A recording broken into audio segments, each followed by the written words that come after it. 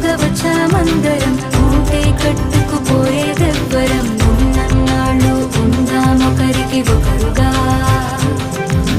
కళ్ళే తడవని విషాదాలని, కాళ్ళే తడపని సముద్ర